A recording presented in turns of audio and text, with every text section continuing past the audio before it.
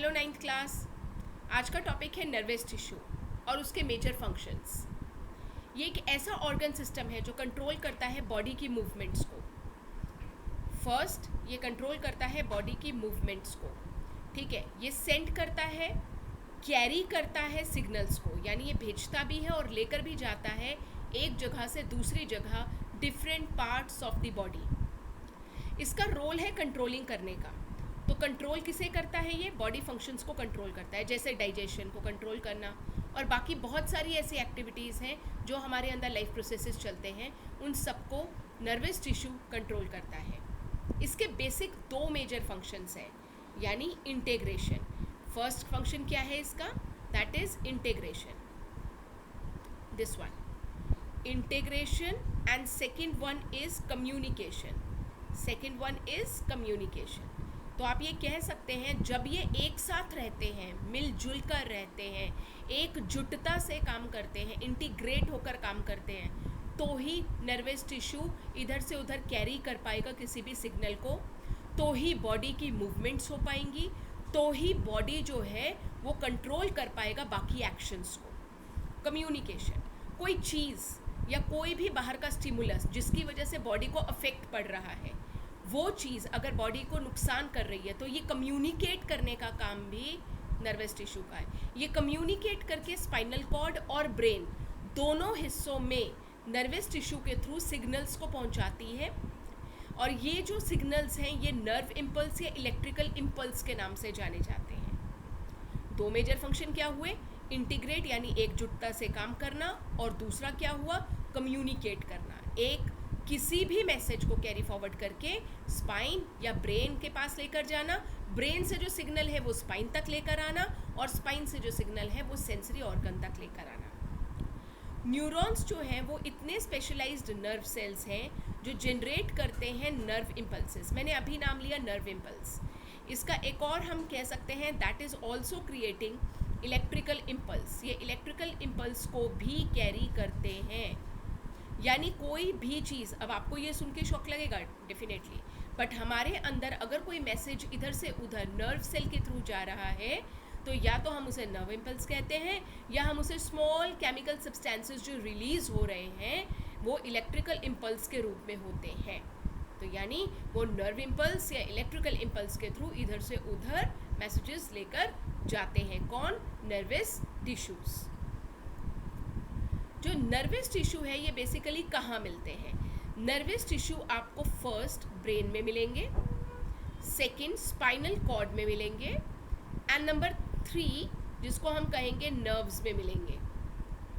यानी नर्व्स के टिश्यू जिसे हम न्यूरॉन कहते हैं, ये न्यूरॉन पहले तो ये देखने में कैसे हैं वो भी मैं अभी आपको बताऊंगी, और इनके काम कैसे हैं वो भी मैं आपको अभी बताऊंगी। तो बेसिकली जो नर्वस टिश्यू है उसकी लोकेशन क्या है? ब्रेन में मिलना, स्पाइनल कॉर्ड में मिलना और नर्व्स में मिलना। इसका रिस्पॉन्सिबिलिटी क्या है? इसने कोऑर्डिनेटिंग करना है, इसने कोऑर्डिनेशन करना है। ये कोऑर्डिनेट करेगा और कंट्रोल करेगा बहुत सारी एक्टिविटीज़ को। देखो, एक एक्टिविटी मैं आपको बता रही हूँ, रिफ्लेक्स एक्शन। आपको मालूम है कि सामने से बहुत तेज़ आंधी तूफान आ रहा है, आप एकदम से क्या करते हैं? अपनी आंखों को बंद कर लेते हैं। उसका रीज़न क्या है? आपकी आंखों में डस्ट पार्टिकल ना चले जाए या कोई फॉरेन एलिमेंट ऐसा ना चले जाए जिससे आपकी आंखें हर्ट हो। आपने नहीं किया, बट आपके इम्यून सिस्टम के नर्वस टिश्यू ने मैसेज स्पाइन के थ्रू ब्रेन को दिया। ब्रेन ने सीधा ऐसा इंडिकेशन दिया कि आइज़ को क्लोज कर लो, तो ब्रेन ने दिया स्पाइन को, और स्पाइन ने दिया उस मसल को जो कि आइज़ के पास में प्रेजेंट थी, और आइज़ आपकी बंद हो गई। फ्रैक्शन ऑफ सेकेंड्स में काम हुआ है, पर काम करने वाला कौन? Nervous tissue.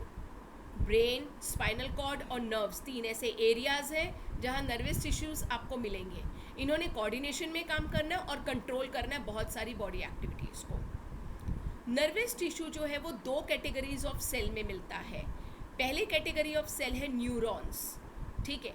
न्यूरॉन्स क्या है और उनके फंक्शंस क्या है? वो ये हैं, the cell in the nervous tissue that generate and conduct. देखिए, 2 काम ही होने हैं, इंटीग्रेशन यानी एकजुटता से, दूसरा कम्युनिकेशन यानी कंट्रोल करना और कोऑर्डिनेट करना इन्हें किसी भी बॉडी फंक्शन को, बॉडी के काम को। तो नर्वस टिश्यू जो जनरेट करता है और कंडक्ट करता है इम्पल्सेस को, यानी पैदा करता है और आगे लेकर जाता है इम्पल्सेस। इम्पल्सेस अभी मैंने पढ़ी थी, कौन कौन सी पढ़ी थी? नर्व, या फिर मैं इसका दूसरा नाम क्या लेती हूँ, इलेक्ट्रिकल। नर्व्स या फिर इलेक्ट्रिकल इम्पल्सेस जो हैं उन्हें बनाता भी है और कैरी फॉरवर्ड करता है। ऐसे वाले नर्वस टिश्यूज़ को हम लोग न्यूरॉन्स कहते हैं या नर्व सेल्स कहते हैं, न्यूरॉन्स या नर्व सेल्स। ये जो सेल है ये तीन, बेसिकली इनके तीन प्रिंसिपल मेन पार्ट्स हैं। नंबर 1 दैट इज़ बहुत छोटे, उसके थोड़े से डेंड्राइट्स होते हैं, शॉर्ट फॉर्म में होते हैं, उसे हम डेंड्राइट्स कहते हैं। दूसरा सेल बॉडी जिसे हम CYTON साइटोन भी कहते हैं। और एक अकेला एक्सॉन होता है जो थोड़ा लंबा इलोंगेटेड होता है। देखने में कैसा है ये रहा। इसमें आप देख सकते हैं डेंड्राइट जो है वो शॉर्ट है, ये सोमा सेल्स लगे हैं, ये न्यूक्लियस है इसके अंदर का। उसके बाद में ये जितना आपका येलो स्ट्रक्चर है this is the elongated one और इसे हम कहते हैं एक्सॉन। एक्सॉन के ऊपर प्रोटीन की ये माइलिन शीथ होती है, एक लेयर होती है। इसके जो न्यूक्लियस जैसे सेल्स हैं उन्हें हम श्वेन सेल्स कहते हैं और इस पूरे एरिया को हम कहते हैं नोड ऑफ रेनवियर। लास्ट में जब एक्सॉन खत्म होता है तो उसे एक्सॉन टर्मिनल्स कहा जाता है। और ये जो इसमें फर्केशंस निकली हैं, ये आप देख सकते हैं पर्पल कलर की, इन्हें आप कहते हैं सिनैप्स। क्या कहते हैं? सिनैप्स। अब आप इसको ऐसे लेकर चल सकते हैं कि ये मान लीजिए मैंने न्यूक्लियस बनाया, ये मैंने एक साइटोन बनाया, ये डेंड्राइट्स बनाए, बट एक सबसे लंबा मैंने न्यूरॉन बनाया। एट द एंड मैंने इसे सिनैप्सिस पे ख़त्म किया। मैंने आपको ये बताया कि न्यूरॉन जो है वो एक जगह से दूसरी जगह कंडक्ट करता है और जेनरेट करता है। ये जो न्यूरॉन्स हैं ये दो हिस्सों में हम बांट देते हैं, सेंसरी एंड मोटर। सेंसरी मतलब हमारे स्किन के उन हिस्सों में लगना जो सेंसेस में आते हैं। सेंसेस में कौन से हिस्से आते हैं? आपका नोज़ है, आपकी स्किन है जो सबसे बड़ा आपका एक सेंसरी ऑर्गन है, लार्जेस्ट वन है, पूरी बॉडी को ढका हुआ है। तो वहाँ पर अगर कोई भी स्टिमुलस आता है, बाहर का कोई एक्सटर्नल फैक्टर आता है जिससे स्किन को कोई नुकसान हो रहा है, वहाँ पर मौजूद आपका ये न्यूरॉन कैच करेगा सिग्नल को। ये न्यूरॉन अगले न्यूरॉन को देगा, क्योंकि मैंने आपको बताया वो इंटीग्रेटेड रूप में चलता है। तो ये आगे किसे दे रहा है? आगे तो कुछ भी नहीं है। आगे एक और न्यूक्लियस बनाया और ये मैंने एक और आपका डेंड्राइट बनाया, फिर एक और cell body and then again मैंने सिनैप्स बनाया। यानी कि इस तरह से निकलते हुए जो डेंड्रॉन्स हैं, ये सेल बॉडी 1 थी, यानी न्यूरॉन 1 था, ये न्यूरॉन 2 था। ये नर्व इम्पल्स न्यूरॉन 1 से न्यूरॉन 2 पर पहुंच गया, यानी जनरेट भी किया और कंडक्ट भी किया। ये आपको, ये जो भी इसका सिग्नल होगा ये स्पाइन के पास जाएगा। स्पाइन से डायरेक्टली कहाँ जाएगा? ब्रेन के पास। ब्रेन डेफिनेटली एनालाइज करेगा सिचुएशन को। जैसे मैंने आपकी सिचुएशन यहाँ क्रिएट कर दी कि यहाँ आपकी फिंगर है और यहाँ आपका एक वेसल है जिसमें हॉट मिल्क या हॉट वाटर रखा है, इससे आपकी उंगली जल सकती है। तो ये जो हॉट मिल्क हॉट वाटर है ये आपका स्टिमुलस है, उंगली जैसे ही टच होगी वो अफेक्ट कर देगा। तो मान लीजिए उंगली टच हो गई, यहाँ सेंसेस स्किन के थ्रू ये डेंड्राइट्स पे पहुंचा, डेंड्राइट से एक्सॉन में, एक्सॉन से सिनैप्सिस में केमिकल सब्सटेंसेस रिलीज करेगा, क्योंकि बड़ा माइक्रोस्कोपिक गैप होता है साइनेप्स के एंड में और न्यूरॉन के शुरू में, अगले वाले न्यूरॉन के शुरू में डेंड्राइट्स में। यहाँ पर केमिकल सब्सटेंसेस इसने कैच कर लेने, इसके डेंड्राइट्स ने सेकेंड वाले न्यूरॉन के, और इसने पास ऑन करना है। और फिर अगर मान लो मैं इसको यहाँ से जोड़ दूँ, ये देखिए एक और एक्सॉन ये आया और ये इस तरह से सिनैप्सिस बन गया, यहाँ आ गई इन्फॉर्मेशन, यहाँ से फिर उसके बाद में एक और डेंड्रॉन जुड़ गया, वो फिर से इस तरह से जुड़ा, इसने फिर अपनी सिनैप्सिस दे दी। तो ये एक तरह से चेन की तरह काम कर रहा है, इंटीग्रेशन की तरह काम करता है। ये जेनरेट भी कर रहा है और कंडक्ट भी कर रहा है, यानी लेकर जा रहा है इधर से उधर। तो वो जो हॉट था आपका स्टिमुलस जो आया, ये जो आपका स्टिमुलस आया, इसने सेंसरी में सिंपल नर्व इम्पल्स भेजी और वो नर्व इम्पल्स ये थी कि ये गर्म है, क्या किया जाए, उंगली को क्या करना चाहिए।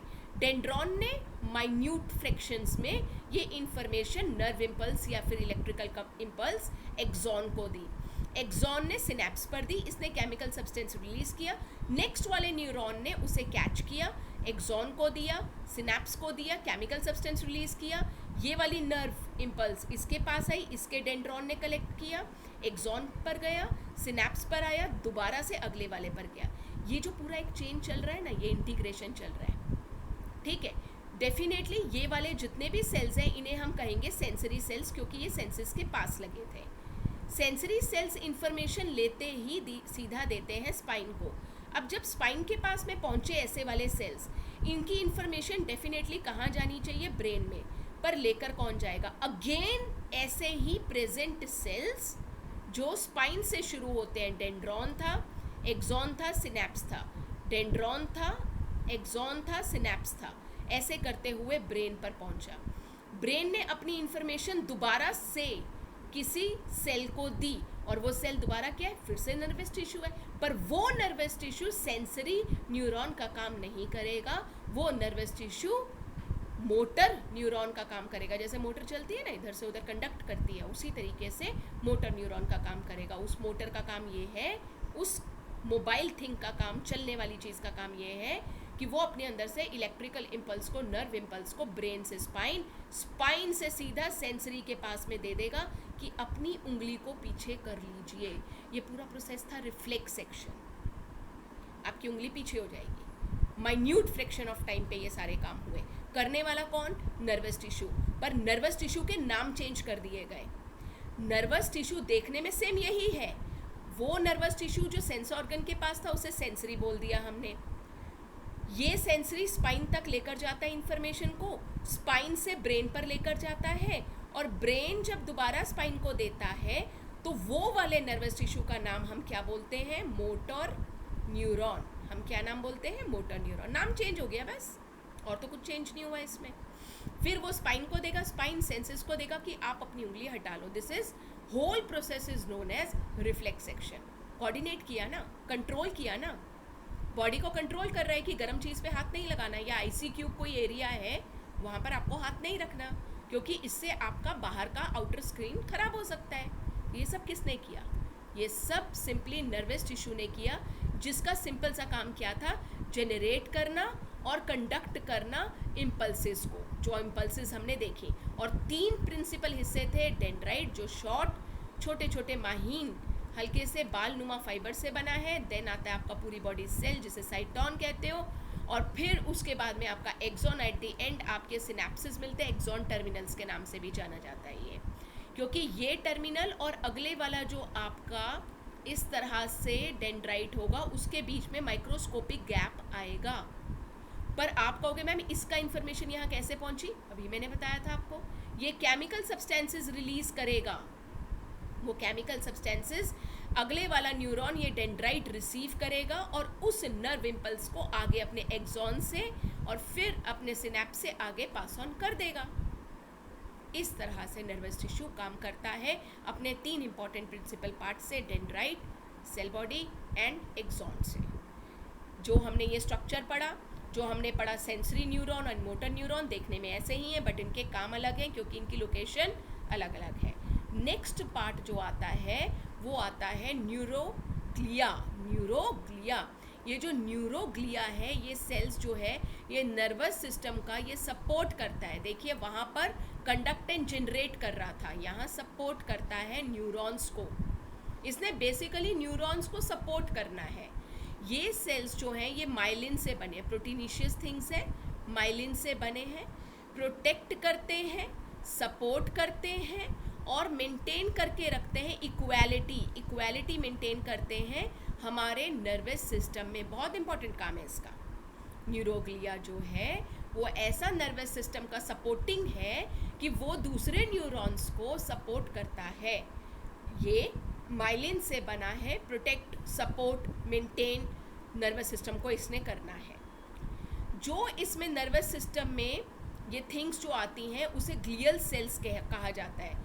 नर्वस सिस्टम आर कॉल्ड, यानी कि मेंटेन जब कर रखते हैं इक्विलिब्रियम, इसको हम कहते हैं glial cells which have 4 main function.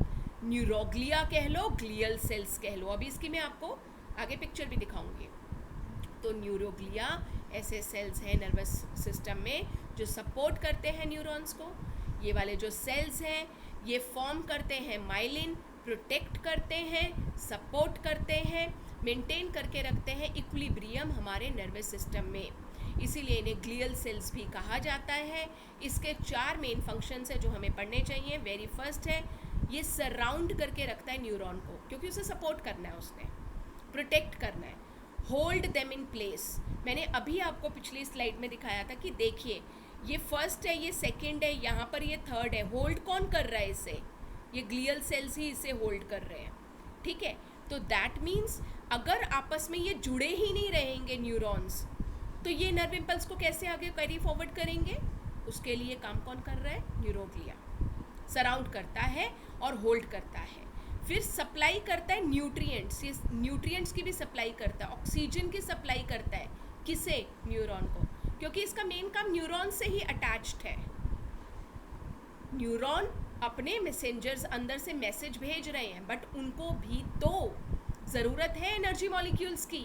वो कौन देगा? न्यूरोग्लिया देगा, ठीक है। ये नहीं होंगे तो सपोर्टिव सिस्टम हट जाएगा। न्यूट्रिएंट्स कहाँ से मिलेंगे? ऑक्सीजन कहाँ से मिलेगी? ऑक्सीजन देता है न्यूरॉन को, इंसुलेट करता है वन न्यूरॉन फ्रॉम अनदर, यानी एक न्यूरॉन अगर दूसरे न्यूरॉन से मिल रहा है तो वो पूरा प्रोटेक्शन उसको देता है, इंसुलेट करता है कि कल को ये ओवरलैपिंग ना कर जाए, एक दूसरे के ऊपर ना आ जाए, मेंटेन रहे, स्ट्रक्चर्ड रहे, ना वो इसे खींचे ना ये इसे खींचे, अपने आप को मेंटेन करके रखना है इन्होंने। न्यूरॉन को टोटली एक पोजीशन पर रखना है। एंड फिर अगर कोई डिस्ट्रॉय करना है किसी चीज़ को इन न्यूरोग्लियल सेल्स ने, तो क्या करेंगे? To destroy the pathogens and remove the dead neurons. Neurons भी काम करते हुए थक जाएंगे। न्यूरॉन्स के अंदर का स्ट्रक्चर भी कभी ना कभी खराब होगा, डैमेज हो सकता है, डिस्ट्रक्टिव हो सकता है चोट लगने से या किसी वजह से। अब वहाँ पर लाइजोसोम तो अपना काम करेंगे, बट बेसिकली ये न्यूरोग्लिया सेल क्या करते हैं? ये वहीं रिमूव कर देते हैं उस डेड न्यूरॉन को, डिस्ट्रॉय कर देते हैं उस पैथोजन को। अगर वो पैथोजन न्यूरॉन्स को कहीं अफेक्ट कर रहा है तो डेफिनेटली ये उसे कहीं ना कहीं किल कर देंगे, डैमेज कर देंगे या डिजेनरेट कर देंगे।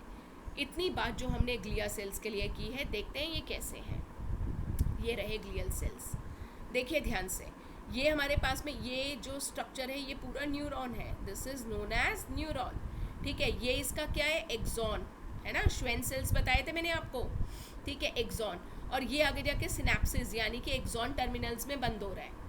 अब आपको ये जो green, blue and red colour के एंड पिंक कलर के सेल्स दिख रहे हैं, these are glial cells. Protect करेंगे इन्हें, ठीक है। क्या क्या काम करना था इनका? ध्यान से देख लो। प्रोटेक्ट है, सपोर्ट है, इक्विलिब्रियम मेंटेन करना है, न्यूट्रिएंट्स देना है, होल्ड करके रखना है, रिमूव करना है डेड और वैसे वाले सेल्स। अब आप देख लो, ये वाला एक आपका न्यूरॉन है जो यहाँ के एंड अप हुआ, उसके बाद में दूसरा न्यूरॉन आपका ये है, तो ये बीच में होल्ड करके रख रहा है, जिसको ओलिगोडेंड्रोसाइट कहते हैं, क्योंकि ये इसके टाइप हैं किसके? ग्लियल सेल्स के, ठीक है। ओलिगोडेंड्रोसाइट देखो एक्सॉन वाले पार्ट में कैच करके रख रहा है, उसे होल्ड कर रहा है। अब देखो ये भी देखो ध्यान से, ऐसा नहीं लग रहा उसने हाथ में पकड़ा हुआ है। ऐसे वाले सेल्स को हम एस्ट्रोसाइट कहते हैं। ये सब न्यूरोजियल सेल्स हैं, जहाँ लगे हैं वहाँ पर ऐसा काम करते हैं। माइक्रोग्लियल सेल देखो कैसे लगा हुआ, ये माइक्रोग्लियल यहाँ डेंड्राइट्स के एंड पर लगा है माइक्रोग्लियल सेल। और ये देखो एपेंडिमल सेल्स, ये इस तरह से देखने में थोड़े क्यूबॉइडल हैं और ऊपर ये डेंड्राइट से बने हुए हैं। इनका स्ट्रक्चर, इनका शेप, इनका फंक्शन, ये सब क्लैरिटी सिर्फ ये देता है क्योंकि हमें इन जनरल पढ़ना है। इसकी in depth later on classes में पढ़ाई जाएगी, तो इन जनरल पढ़ना है। इन जनरल में इनके काम इनकी शेप के अकॉर्डिंगली आपको दिख रहे हैं। होल्ड कर रहा है, प्रोटेक्ट कर रहा है, सपोर्ट कर रहा है, किसको? सिर्फ और सिर्फ अगर ये होल्ड या प्रोटेक्ट करेगा तो ये सिर्फ और सिर्फ न्यूरॉन्स को करेगा। न्यूरॉन के आगे पीछे रहेगा, न्यूरॉन के सराउंडिंग में रहेगा, हर तरफ से। ये मैंने 3-4 इसके पार्ट्स भी बता दिया आपको। ओलिगोडेंड्रोसाइट्स है, एस्ट्रोसाइट है, माइक्रोग्लियल सेल है, अपेंडिमल सेल्स हैं। इन्होंने होल्ड करना है इन्हें। एक बार फिर से देख लीजिए, इसके फंक्शन बेसिकली हैं, जो भी न्यूरॉन है उसके सराउंडिंग रहना है, होल्ड करना है ताकि वो अपनी जगह से डिस्प्लेस ना हो, उनको न्यूट्रिएंट्स, उनको ऑक्सीजन देना है, उनको इंसुलेट करना है ताकि वो दूसरे न्यूरॉन के साथ में ओवरलैप ना हो, डिस्ट्रॉय करना है अगर कोई पैथोजन न्यूरॉन सिस्टम में आ जाए या नर्वस सिस्टम में आ जाए, ये डेफिनेटली न्यूरॉन के साथ में, तो ये उसको क्लीन कर देते हैं, हटा देते हैं, रिमूव कर देते हैं। ठीक है, इससे हम लोगों ने ये पढ़ा कि क्या चीज़ है, इससे हम लोगों ने क्या पढ़ा कि बेसिकली न्यूरोग्लिया सेल्स क्या काम करते हैं। Next is dendrite. क्लियर हुआ हमें, हमने जब पढ़ा था नर्वस टिश्यू, जिस नर्वस टिश्यू में हम लोगों ने न्यूरॉन्स पढ़ा था, न्यूरॉन्स बेसिकली क्या काम करते हैं, वो सारा एक्शन, वो सारा इम्पल्स किस तरह से काम करता है, ये चीज़ हम लोगों ने यहाँ पर समझी और क्लियर की। और यहाँ आप देख सकते हैं कि नर्वस टिश्यू के पार्ट्स क्या थे, उसने काम क्या किया।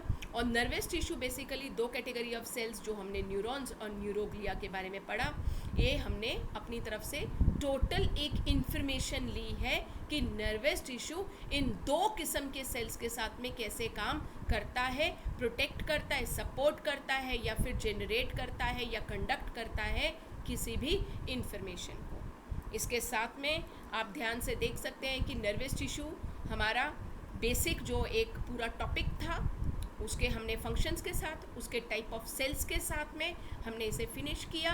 हमने ये देखा कि इसमें फंक्शंस कैसे हुए, इलेक्ट्रिकल या नर्व इम्पल्सेस क्या है, पूरे सेल बॉडी में कैसे मैसेज ट्रांसपोर्ट हो रहा है, ये सारी चीज़ें हमने इस कंसेप्ट में क्लियर आउट की। नेक्स्ट स्लाइड्स में हम लोग नेक्स्ट लेसन के लिए पढ़ेंगे, दैट इज़ डाइवर्सिटी।